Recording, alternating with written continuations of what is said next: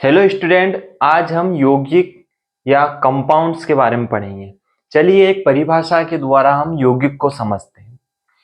परिभाषा देखते हैं हम तो दो या दो से अधिक तत्वों के निश्चित अनुपात में रासायनिक संयोग से बना पदार्थ यौगिक कहलाता है। यौगिक क्या है?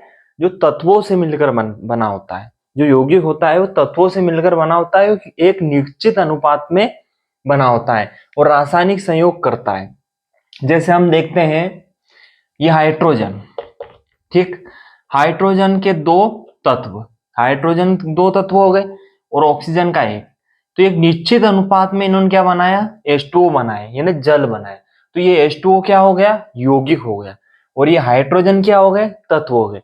मतलब सीधी सी बात ये है कि यौगिक तत्वों से मिलकर बने होते हैं, ठीक है।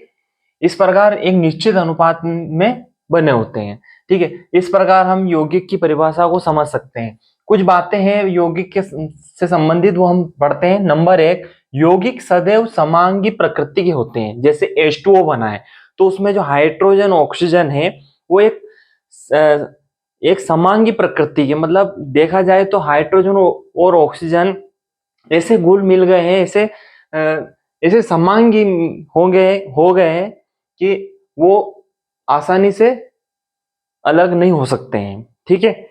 यानी कि वो समांगी प्रकृति के होते हैं। इन्हें रासायनिक विधियों द्वारा अलग किया जा सकता है।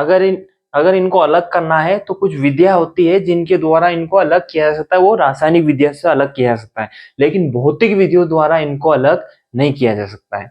नंबर तीन, यौगिकों के गलनांक एवं क्वथनांक निश्चित होते हैं। जैसे कि H2O पानी है, पानी में जैसे बर्फ बन जाता है तो बर्फ गल जाता है, ठीक है।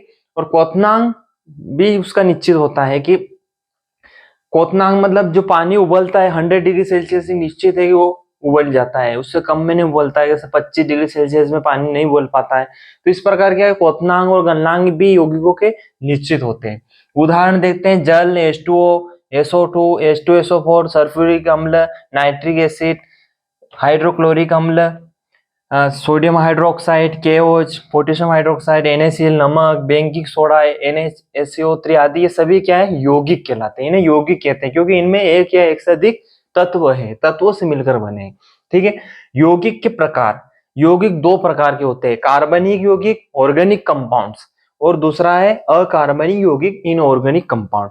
इस प्रकार हम क्या है, यौगिक को समझ सकते हैं कि दो या दो से अधिक तत्वों के निश्चित अनुपात में रासायनिक संयोग से बना पदार्थ यौगिक कहलाता है। यौगिक सदैव समांगी प्रकृति होते हैं। जैसे हाइड्रोजन ऑक्सीजन अगर मिल गए, घुल गए, तो एक समांगी रूप से घुल गए, समान रूप से उसमें घुल गए हैं, जिनको इतने आसानी से अलग नहीं कर सकते हैं। लेकिन कुछ विधियां होती है, रासायनिक विधियां, जिनसे हम इनको पृथक या अलग कर सकते हैं।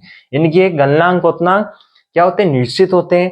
जैसे उदाहरण जल, ये H2SO4, ये सभी यौगिक होते हैं। और यौगिक दो प्रकार के होते हैं, कार्बनिक यौगिक और अकार्बनिक यौगिक। कार्बनिक यौगिक मतलब ऑर्गेनिक कंपाउंड्स, और अकार्बनिक यौगिक मतलब इनऑर्गेनिक कंपाउंड। चलिए हम कार्बनिक यौगिक और अकार्बनिक यौगिक को डिटेल में समझते हैं। इसको आप स्क्रीनशॉट ले लीजिए या इसके कॉपी में नोट कर लीजिए। चलिए अब हम यौगिक के प्रकार पढ़ते हैं। यौगिक के प्रकार में फर्स्ट है कार्बनिक यौगिक, ऑर्गेनिक कंपाउंड्स। इनमें मुख्यतः कार्बन होता है। जिनमें कार्बन होता है उन यौगिकों को हम क्या कहते हैं? कार्बनिक यौगिक कहते हैं।